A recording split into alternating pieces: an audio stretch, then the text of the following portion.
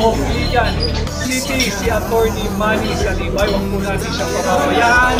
Tulungan po natin siya at atin pong sisantihin na ang kongresistang pumirma sa ibali ang constitutional at illegal na impeachment complaint laban sa pride at anak ng Mindanao na si Vice President Inday Sara Mateo.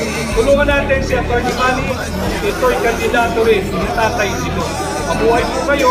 Ako po si Atty. Vic Rodriguez ng 56 sa Balota, Pino, Gado, Maiso. Inang bayang